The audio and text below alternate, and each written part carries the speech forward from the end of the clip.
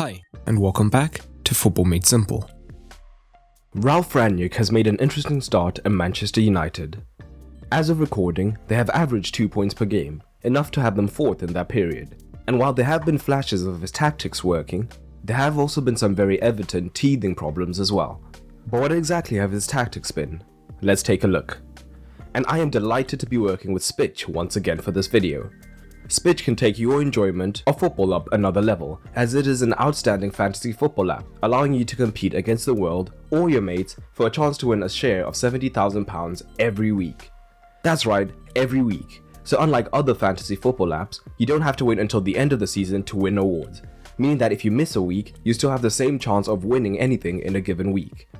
So you can pick from a number of pitches, some are paid for, but some are free, and either way you can still win money. And look for the stats associated with each player and a captain who will get double points. So for this week my team will look like this. All you have to do is confirm your ID and you're good to go. Spitch is available for anyone over 18 and in the UK or Ireland, and you can download it through the link in the description below. The thing that struck most supporters about Rangnick's early tactics was the uncommon formation that he chose, i.e. the 4-4-2. But it was not a traditional 4-4-2 with wide wingers, but rather something like a pair of 10s operating in the half spaces. It is a formation that Rangnick has used extensively before, and in the Premier League, from the Big Six, we have previously seen Pellegrini and Mancini doing similar tactics with Nasri and Silva playing wide, which we have a video about linked up in the top. And while there has been a lot of rotation during the early period, we can use this as a rough template of his preferred side. So why exactly did Rangnick want to use this formation? And what about it worked? What about it didn't? Let's begin by looking in possession.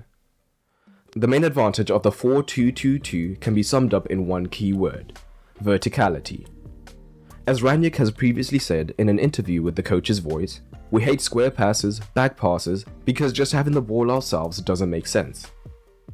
So this 4-2-2-2 gives more options than usual for verticality due to having an extra line of attackers to find. So, compared to the 4-3-3 for example, where centre-backs would only have 2 potential lines to hit, the dual 10s being in distinct lines changes that to 3. There are also much simpler advantages. Firstly, in contrast to the 4-3-3, which has a dedicated single pivot, the double pivot here means that there is 2 options for the centre-back to pass to, making progression much harder to cut out for the opposition. The 4-2-3-1 may have a double pivot, but the solitary 10 could potentially be covered by the opposition's midfield. But having dual 10s as in the 4-2-2-2 with some scope for fluidity makes this much harder to cover. And finally, having 2 centre forwards means there are more numbers to go into the box and get on the end of chances, or even to perform opposing movements to create space, something Cavani and Ronaldo have been happy about. But the hypothetical advantages go further than this. Firstly, the side can fluidly create a central overload against any midfield, as the 10s could tuck in so that there is a 4 versus 3 or a 4 versus 2 in these central regions. But this could leave the opposition midfield in 2 minds, as if they drop off, the pivots would have too much time to dictate the play. But at the same time, if they press early, the United men could receive penetrative passes between the lines, and being in close proximity would allow them to make quick penetrative passes between the 2 midfielders and any potentially dropping forwards. All of this usually means that opposition teams can be forced narrow, leaving potential space on the outside. And speaking of space on the outside, even in the neutral shape, this shape can lead to overloads in the wide regions as well. This is because most defenses in their natural shape will have 2 men wide, the fullback and the winger. With their shape, United, particularly Ronaldo who likes to drift, can have a 3-man overload in the wide regions if the winger also moves wide. More commonly, it leaves the opposition defenses with questions, as if the fullbacks look to go touch tight on his natural opposite number, there is space down the flank for the forward to attack. But remaining deep now also means the highly creative winger is in space to receive. So why exactly has the system not been perfect for United? Well, a lot of this came down to personnel. If United are to maintain the multiple lines of passing options, responsibility falls on the centre-backs to progress the ball. This is something that Maguire can do at times, being in the 76th percentile for centre-backs for progressive carries per 90, and even that isn't outstanding. Things only get worse with Lindelof only being in the 48th percentile, and Varane only fares slightly better in the 51st percentile. So, despite having men in positions to receive, they cannot be found with the speed and frequency required for verticality. The pivots do fare slightly better in terms of progressive passes per 90, but it is still not to a truly elite level ball progression. So, the lack of speed and accuracy means that the oppositions can set up more effectively defensively. The dual 10s are meant to be just that, more of creative forces rather than traditional wingers. This is something that Fernandes has had no problems with. However, we have also often seen Rashford and Greenwood be deployed in these positions, and both are far more of inside forwards rather than 10s. So it means even when they do receive the ball in these positions, they do not have the creativity or find the final pass quick enough to hurt the opposition. Sancho, on paper, is the perfect man to play this role, and was often selected for this system.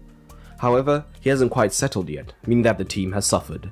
The movement of the forwards has also been interesting, and Ronaldo in particular.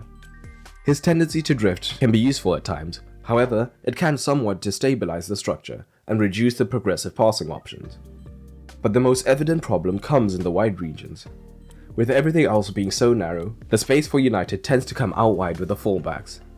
And of the 4 regular options at fullback, Shaw is the most naturally suited for the role, ranking extremely highly for passes, progressive passes, and shot creating actions per 90 compared to the other fullbacks.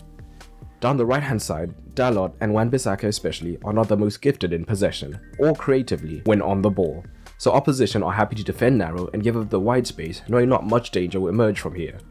This leads to United looking stagnant at times. This shows in the on-the-ball stats of the fullbacks, as while some of these may not be the worst at first glance, for fullbacks meant to carry all of the creative burden they are quite poor. Compare this to Trent and Robertson, for example, at Liverpool, who also carry most of the creative burden, and are in the 95th percentile for most of these on-the-ball stats. And defensively, the system has allowed an effective pressing structure at times. They maintain a similar narrow shape like when they attack, namely the 4-2-2-2. Having 2 forwards means that they can press most teams' opposition centre-backs 1 versus 1, theoretically at least. It is well known that Ronaldo doesn't press well, in the 1th percentile in fact, meaning at times the forward pressing can break down, allowing opposition to play through. But when he is high, we see that it often falls to the 10s to maintain this in-between position, ready to secure the pivots or to press out wide. So that, combined with the forward's cover shadows, means that the easy option is often to the fullback, which is just what United want, as when this system is working they can spring forward to then press wide to win the ball. However, when this doesn't work, if the 10 is slow to get out to press for example, it now means the United fullback is outnumbered and can potentially be taken advantage of, which we have seen. So, this is generally what Rangnick has been trying to implement at the club with formation. However, in recent matches, having seen these teething problems, it seems that Rangnick is open to adapting, changing the base formation and opting for a 4-3-3 or a 4-2-3-1 at times. It will be interesting to monitor how this will change how the team operates, but hit subscribe and I'll be sure to make a video on that in due course. But what have you made of Rangnick's interim reign?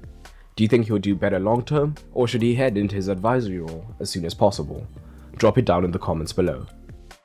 And if you enjoyed this video, you may also enjoy the FMS Patreon.